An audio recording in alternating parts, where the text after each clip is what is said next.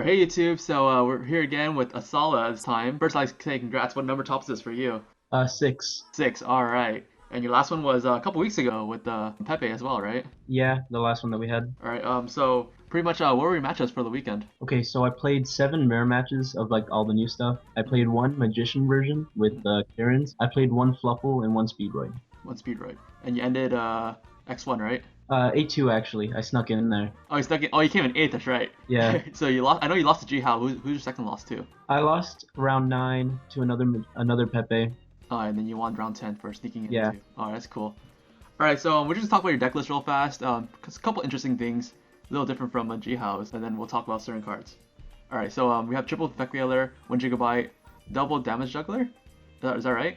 Yeah, it's 2. All right, one hat tricker, one master pendulum, double vector, double Ariande, triple Draco Slayer, one mirror conductor, double plush, one Git turtle, double lizard draw, triple monkey board, triple pendulum stork, triple scroll bat, triple face off, double twin sister, triple waving eyes, triple strike, one warning, one time space, and one treacherous. For your side, you have double maxi, one damage juggler, triple side blocker, triple vanity's fiend, one Regeki, double storm, one twin twister, double imperial iron wall. But actually, you have one dynester, triple ignister, one dweller, one castell, one infinity, one nova, one dire, one feral imps, one magister, one trapeze, one diamond, one Ptolemaios, and one Replegia. Okay, first off, what's up with the 2 damage juggler here, man? Okay, well, after practicing for like the months that we practiced this deck, we've noticed that the Perform Mages are the worst cards in the deck. They just don't do anything like they used to. It's just like you need the Perform Pals to do anything and the Dracos to like help make bigger plays. But the Perform Mages really don't do much. So we didn't want to play them at all. Yeah. And the only reason we played them is just because we're scared of Wavering, scared of Cosmo. So it was just something that we really minimized having in order to just have better hands overall. And also, you dropped the plush to 2 because of the damage juggler?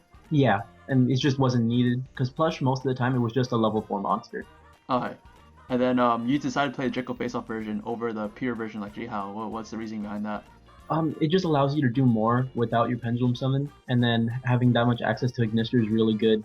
And then having the play of having Dynamist and Vector is just really strong because it's very hard for them to get over without like using up some of their resources, and you don't have to invest that much into do it. Alright, and then another big thing is that you're running a 44 card version. What's up with that? Well, looking in the months ahead that we looked into when we were making this deck, we noticed that most of the OCG list played over 40 as well, and just the deck is just so consistent on its own that it doesn't need to play 40, and so we didn't have a problem playing over 40. And I really wanted to see how everything would work together and figure out what I wanted to cut later.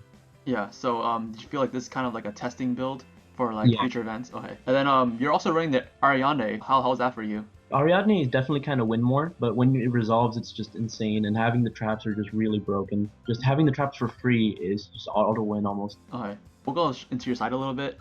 So you decided to put the 3rd damage juggler in here, was that just because of the Wavering Eyes? No, it was mainly for Cosmo or other decks where like I might get OTK'd, so I would need it. All right, and then also the triple vanity screen. How was that? Because I also saw Adam ran this too. So how was this for the weekend for you? The theory behind it was that with people citing out Wavering and just like the way the match went, going first, that card was just insane. They'd have like maybe 1 out in their deck would be like a Geki, or if they play Partnaga, then that's an easy one, but most people weren't playing that card, so a lot of the time if you dropped it, you won the game right there. So that was the main reason for that.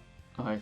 Then you spoke about Partnaga earlier. Why didn't you run it? Because scale 3s are no longer the problem. The high scales are the ones that you end up missing the most. And that's why another reason why Draco face-off is good. You just have more good high scales. And then another interesting thing is that you're running triple Ignister while people only run double. What's the reason behind that? Well, it came up a little bit in testing, but the main reason was that I didn't get the giant hand that I was going to use in the extra. And I just didn't know what to put for my 15th, so I just threw it in there. So, but you think the 3 is necessary, or you think 2 is good enough? I think 2 is fine. I honestly, I didn't need a 15 spot. The 15 card would be giant hand. If you can get one, you have to play it.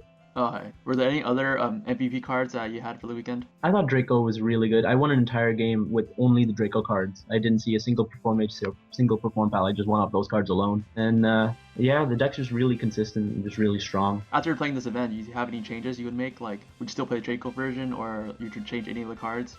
I would definitely still play the Draco version. I'm probably considering cutting Ariadne, trying to thin the deck down. So to 40, you think? Maybe 42. 42 seems good, because I don't want to have clunky hands either. So playing more than 40 might be ideal. Jihao said this in his interview that Maxi is actually like mainable now, and Veilers are also mainable. Like, how do you feel about that? Okay, Valor is for sure the best hand trap right now. And Maxi, like the only reason I don't like it is just it's very you can really pass with this deck. You can if they max you, they're probably gonna have to do it on the scale, and then you can just pass or you can pendulum someone like one, give them have one draw. You don't really have to do that much. You can stop. And that's the main reason I didn't like Maxi. But otherwise, yeah, Valor is a must. All right, and then so only thing you would change is Ariane. Any other changes you would have? Not that I can think of at the moment. That's pretty much it. Any shout outs you want to give? Shout outs to Team Jobber, shout outs to the High Council. Yeah. And will we see you at YCS Atlanta? Yeah. Yeah, for sure. You booked it already? Yeah. All right, and then UDS, of course. Probably, yeah. All right, so yeah, we'll see Esala at YCS Atlanta, and hopefully tops again. Gets that prize card he wants. Yeah. You change it for the giant hand that he needs in his extra. And then yeah, that's pretty much it. Have fun in lab, and thank you for the interview, man. All right, thanks, man. All right, later.